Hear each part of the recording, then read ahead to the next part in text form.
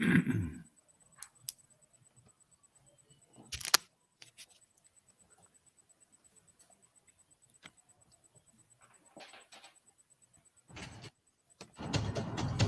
Okie.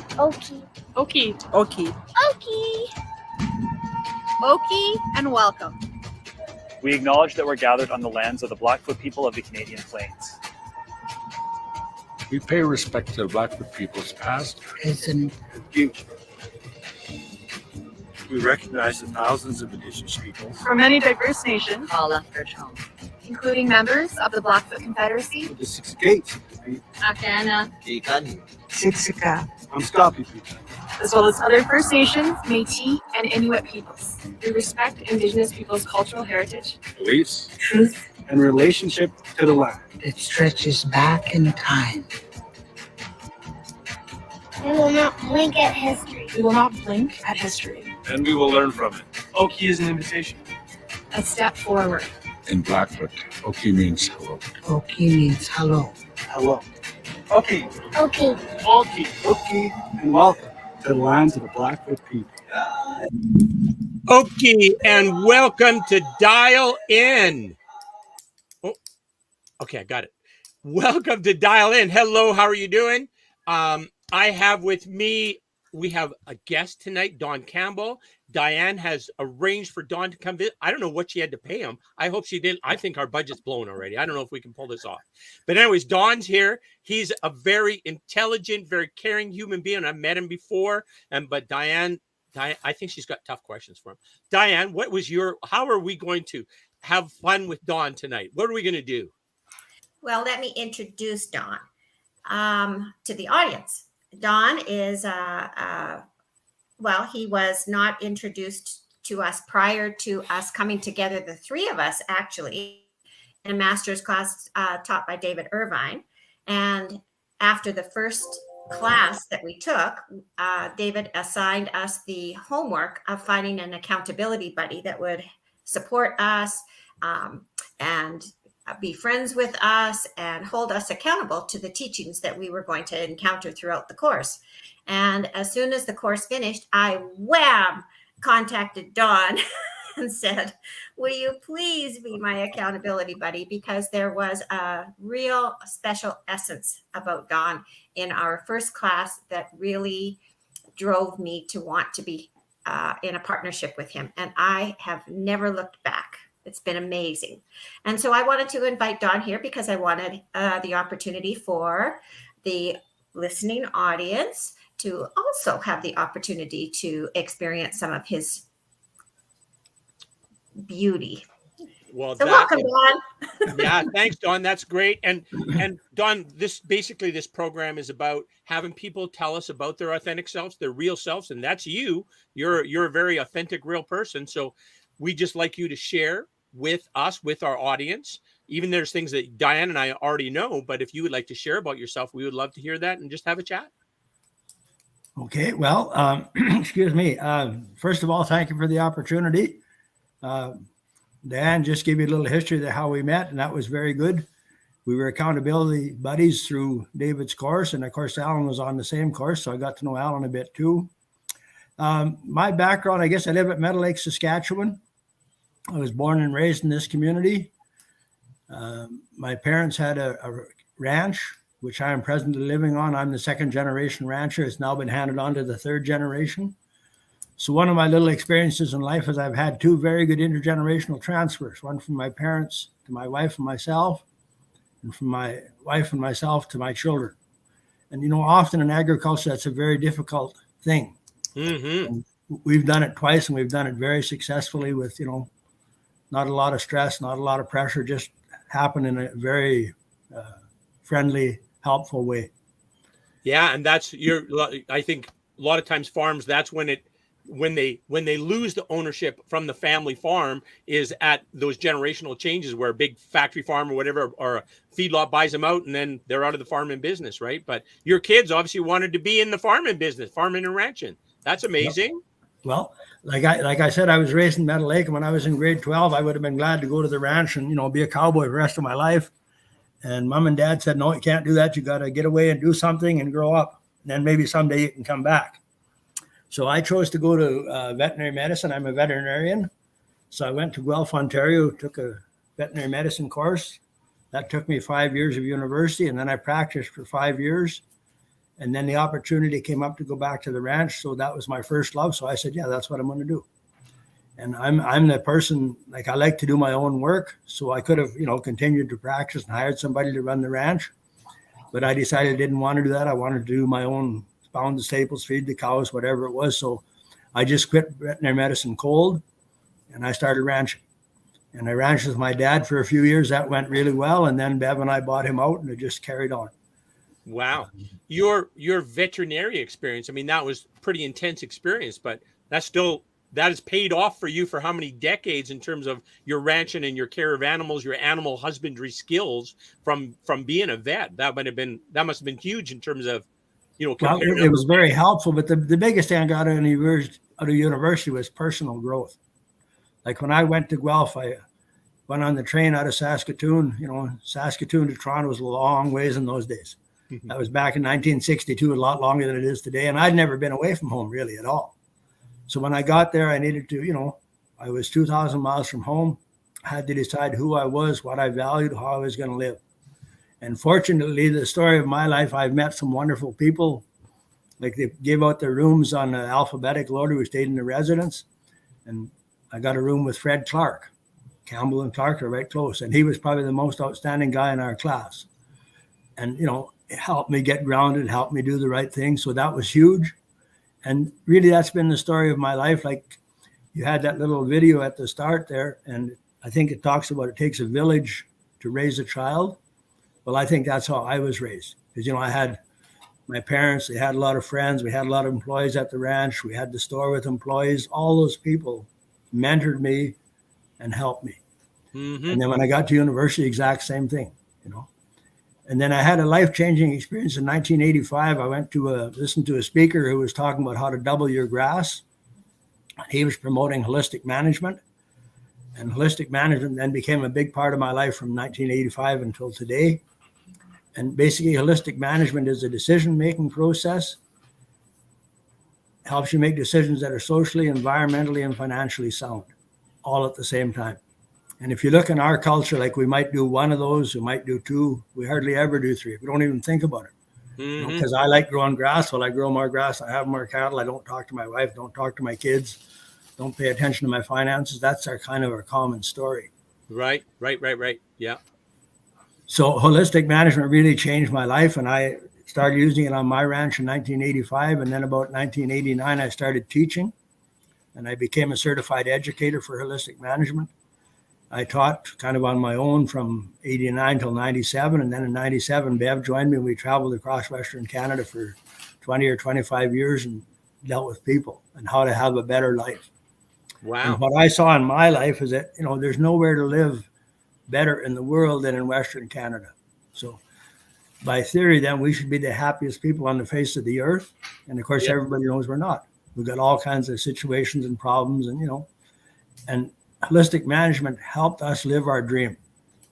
So I thought, well, gee, why can't more people live their dream? And that's really what motivated us to teach, was to give more people the opportunity to say, man, life is wonderful, but it's going to get better. Wouldn't that be nice? We can probably deal with that. And that's really been the story of my life. And I've met so many good people, like, you two people right here in front of me. You've been help and a mentor to me. And the list goes on and on and on. And that's what most of my success is, not my own doing. It's the wonderful people that I've met that encouraged me, that mentored me, that supported me. Yeah, I feel very grateful for the people that I like in my life. That I'm so grateful the folks will very willingly offer to help me. Very willingly, I don't even have to ask. Right? There's people around me just say, "Hey, I can help you with that." So I'm so grateful to have those kind of supports around. Yeah. Hey, Don, what is that when you talk about from a ranch standpoint and the environmental, like being good for the environment? What does that mean? How did it change your practices? Well, like what we're doing, we do what we call planned grazing. So we're moving our animals. Basically, what we're doing is imitating a herd of bison. Okay. And when the bison were here, they moved in large herds. And they didn't stay too long in any one place, and then they moved on, and they didn't come back for a long time. So we're trying to duplicate that by fencing and moving the animals on a smaller land base. And what we're able to do is we're able to improve the soil. And there's 4 building blocks to the soil: water cycle, mineral cycle, diversity, and mineral cycle. I might have said one twice, but anyway. And we've been able to improve those basic cycles and make our soil healthy, so that our soil is full of, dung beetles and bacteria and all the organisms that we don't know about, but they're all vitally important. And what that's done is the management, it's allowed us to more than double our grass on a set land base. Wow. Yeah, that's amazing. You Yeah. think about buying another ranch, like we got 4,000 acres. What would it cost us to buy a 4,000 acre ranch? We're getting the benefit of that for nothing except changing our management. So And you're treating the earth better, right? You have that biodiversity in the soil, right? But exactly. Isn't monocrop type stuff? I mean, really, it's taking soil and really making it dirt that has nothing in it. You just got to put the inputs in and put the water in and grow what's going to grow. But it's not soil; it's dirt for a lot of monocrop type cultures. Is that a fair statement? That's a fair statement. And then, like in the last 10 or 15 years, holistic management has developed a cropping model that does the same thing that we're doing with the cattle and the grass. Mm-hmm. And that model involves like polycropping or cocktail cropping. Poly would be, 4 or 5 species mixed. Cocktail cropping, you might seed 10 or 15 or 20 species.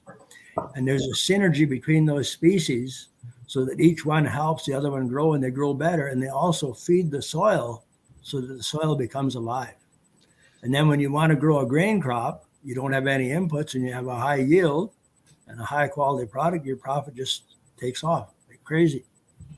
That is very encouraging. I'm told, and you can correct me if I'm wrong, but I'm told as well, a lot of this, like kind of, what would you call honoring the soil or honoring the land and providing this biodiversity is kind of is a tool as well, like for a long-term type growth tool. You can garner so much more holistic crops off of that land instead of the monocrop type thing. And I kind of lost my train of thought here, but what I was getting at in the dirty 30s, I understand that was all kind of a man-made crisis. We started breaking land up everywhere and the topsoil just went gone. And then we have a situation where we didn't have a lot of soil degradation occurred. Here's the point I was getting at. More crops in the soil are more carbon sequestration, right? The more green stuff you have grown, the more carbon you keep in the earth, correct? Exactly.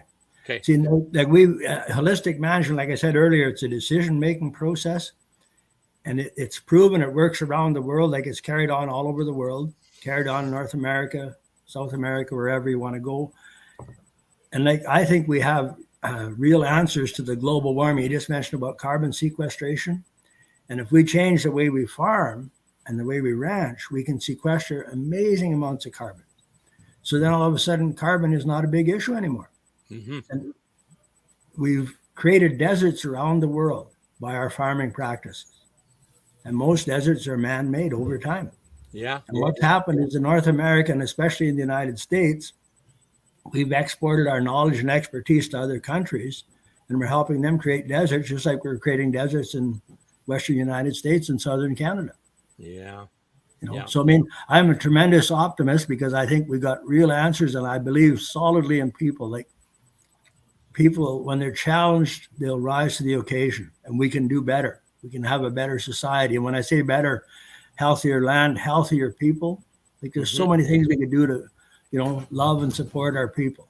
Mm-hmm. Holistic management, I didn't mention it earlier, but it's based on writing a goal so that everybody that's in the organization or the business sits down and they write a goal based on their most important values and principles. And you get that up and you say, okay, that's what success looks like to us.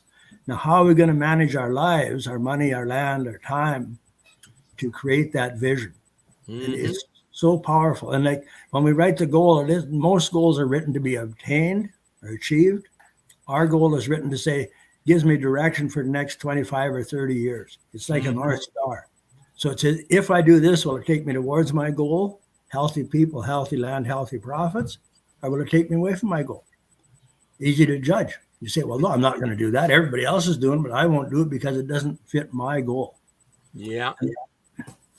Holistic management empowers people, like it teaches people how to think, how to set goals for themselves, how to be the experts in their business. And most other things, they come in from the outside and they say, well, am I going to ever help you? I'm from the government or agribusiness, or wherever I came from, I can help you. We say, well, no, we're going to help you learn how to think and make better decisions. And that will make you successful. Mm-hmm. So it's really about empowering people. Right. Would you agree that that also that goal, the overall big goal that you're going to come up with, is probably going to be something that you could say falls into the category of contributing to humanity, contributing to the growth of humanity, or the betterment of humanity? Would you say that? I think most people would have something like that. You know, they would all word it in their own unique way, but certainly. And Yeah. most people would say something about wanting the land to be better. Right. Like Right. we use the phrase, we don't inherit the land from our forefathers. We're borrowing it from our children. So if That's we're beautiful. borrowing it, we want to give it back or give it on to the next generation better than we got it.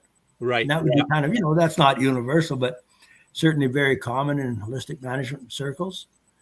And then everybody wants to have, you know, a stronger marriage, a stronger family, a stronger community. When you sit down and think about it, that's what you really want. And what happens is we get distracted. And I would think one of the big distractions is consumerism. You know, if you just buy this item, whatever the latest fad is, you'll be happy. Well, that won't make you happy at all. No. What makes you happy is what's inside of you. Yeah. And you can choose that. Dawn, do you think you could say, I love me? Would you feel comfortable saying that? Sure, definitely. And I think there's a lot of people that can't, though.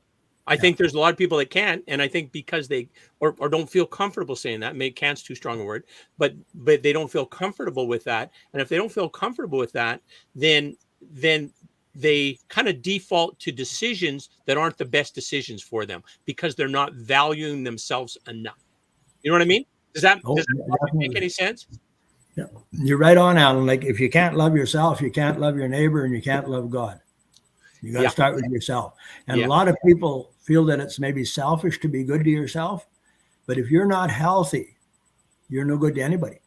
Exactly. So to maintain your mental health is absolutely critical. It's not selfish at all. No. You know, we all need to look after our health. And if we're on a team, which most of us are, there's more than one person involved, you've got to look out for the health of your team.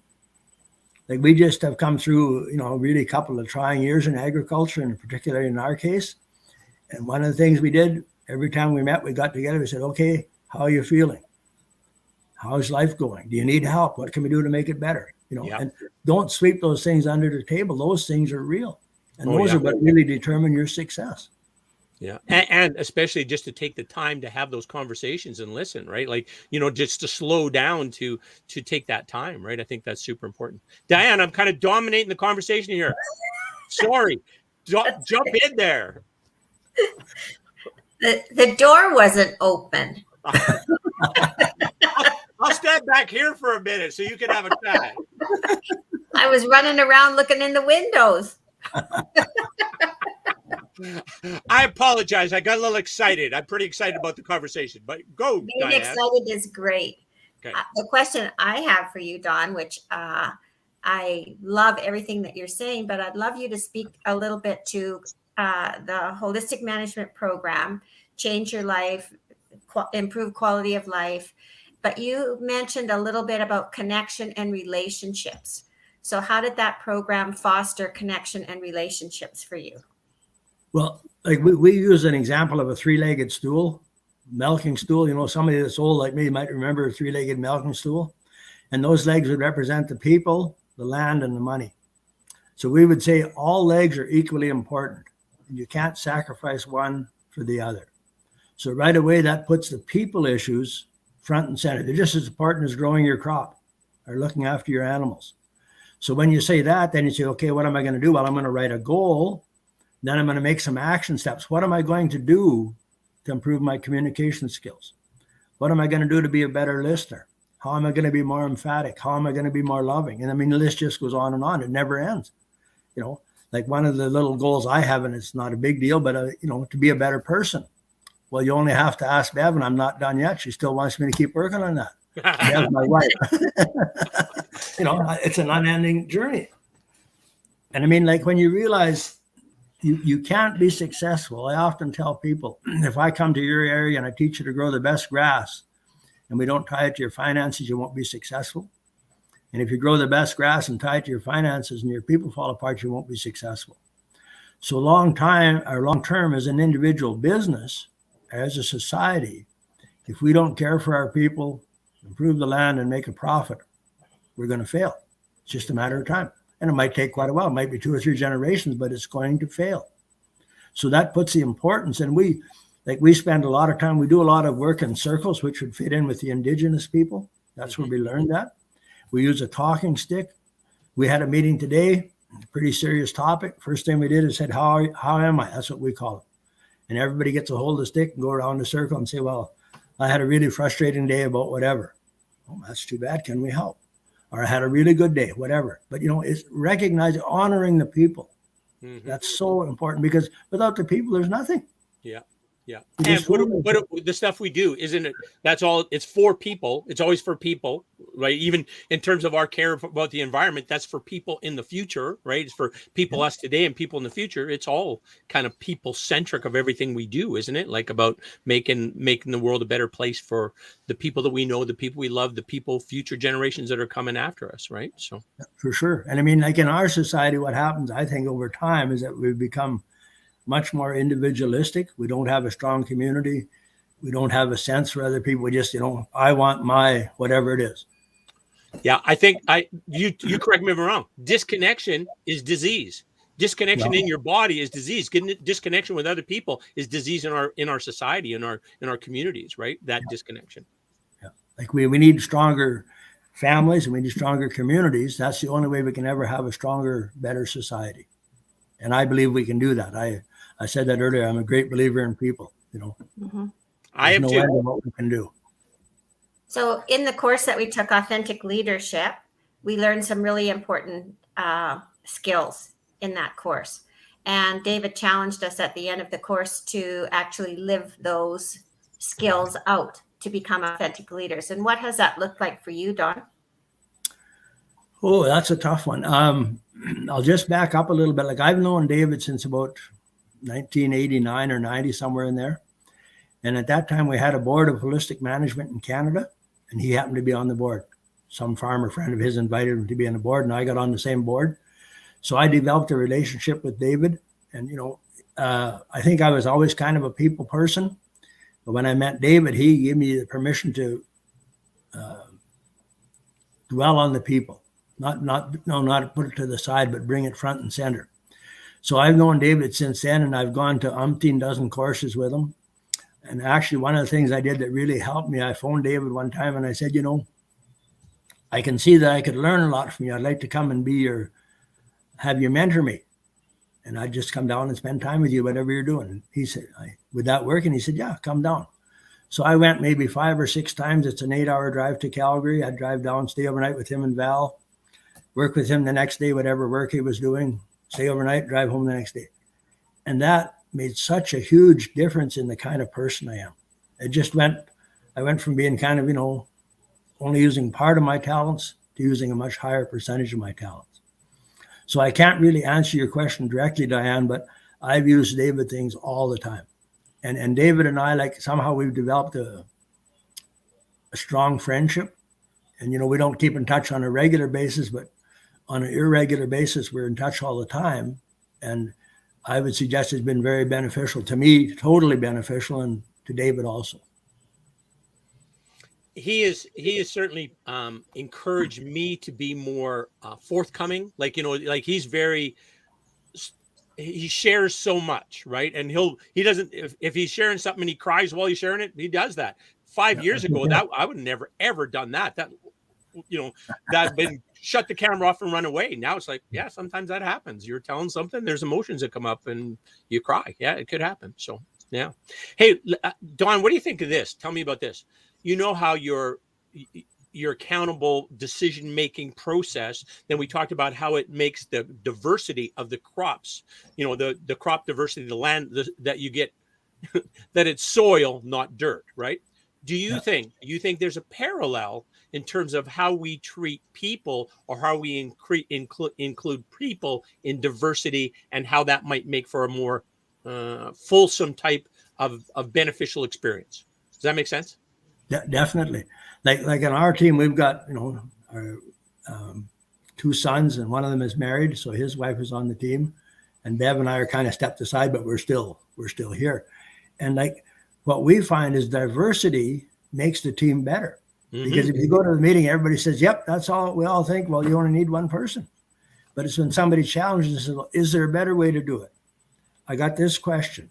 Then you research it, then you study it, then you make a better decision.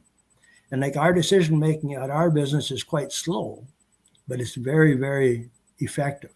One of the things we've done in our business, we decided when we started this business that we would, that was in 2002, that we would make all our decisions by consensus. Scott and Mark, they said, "No, that won't work, Dad. You got to be willing to make the final decision if we can't agree." And I said, "Well, I don't think so, but I'll take that power if you want to give it to me." And we've been here since 2002 up until 2017 when Bev and I kind of stepped back. Never have I had to say, "This is what we're going to do." Cool. We said, "We'll talk about it some more until we agree." And then when we agree, it isn't my idea or Mark's idea. It becomes the team's idea. So if it's really successful, Mark can't say, "Well, look how smart I am." And if it fails, we can't point at Mark and say, "Look how dumb you are." Because it's all a team idea. So consensus, I think anybody that's in a family business, I would highly recommend making decisions by consensus. Yeah. And that idea that once you've made it, it's not anybody's idea. It's now the team idea. Yeah. Very, very powerful.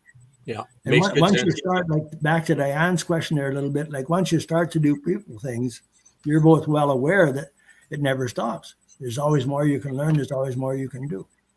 And one of the things that I've tried to do when I challenge people, when I taught, is to focus between the difference of standard of living and quality of life.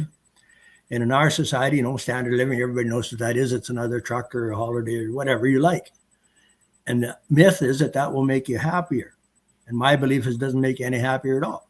There's really rich people that are happy. Some are suicidal. Really poor people, some are happy, some are suicidal.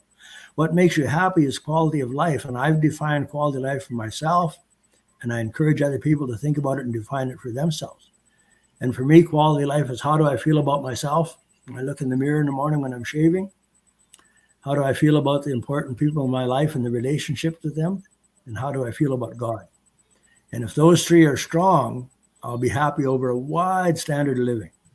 And if those three are unhealthy and I win the lottery, I'm just a sad millionaire. Won't make a bit of difference. See, and we've been confused as a society. We've replaced quality of life with standard of living. Yeah. That's a mistake, in my opinion. Well, Don, speaking of that, remember you had the comment about consumerism, right? And then sometimes we get lost in consumerism and want more stuff, the bigger house, the bigger car.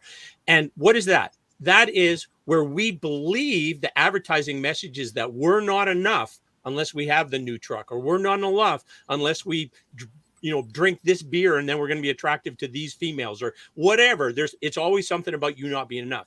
So if I say, I love me, I don't need anything. I don't need anything to be more complete. So I don't need to buy something or have somebody tell me something for me to be complete. And I think that also changes how you treat yourself. If you love you're going to exercise, you're going to make good food choices, you're going to make sure you get enough sleep, you're going to take care of yourself, because you know that the love you have, you can only give the love that you have, right? So I believe that's how it works. It kind of flows through you, and you can only give what you have, right? I think is how this works. Yeah, no, I agree 100%. Okay, well, thanks. I was just trying to figure it out by mind, but you've clarified it. Well, I mean, like in my life, I would just say my life is so wonderful, Yes. And it's been that way. Like I've been living my dream for 25 or 30 years. I'm always in the right place, doing the right thing. And I don't have any more time than anybody else, obviously, but wherever I am, I think that's where I'm supposed to be. Whatever I'm doing, I think that's what I'm supposed to do. So I have tremendous amount of satisfaction, which happiness, why wouldn't you? I think it was Abraham Lincoln said, happiness is a choice. Once you know that, why wouldn't you choose to be happy every day? Exactly. And along that same line, as you said, you're happy with whatever's going to happen this day, right? And Yep. every person you meet, they're there for a reason, right? They're there for a lesson I'm going to learn from them, or a lesson something I'm going to share with them, or be of help to them, or they're going to be of help to me, right? There's a reason why I'm standing. Well, the three of us are together. There's a reason, and there's a reason for every person that we meet why we are in front of them. Yep, definitely. Diane, I took over again. Okay, we're out of time. Oh yeah, we are out of time. Oh my goodness. Don, we might have to set up a separate interview where I don't talk. I just stay off camera and just watch the two of you have a conversation, because I seem to get a little yucky here. So yes. Yeah. Don just inspired you, Alan. He So- did. He did. Yes. It was the practical application of what he has to offer. It was beautiful. Well, Don, thank you very much. I really enjoyed this, and I like, it's life is good and it's going to get better. We can deal with that.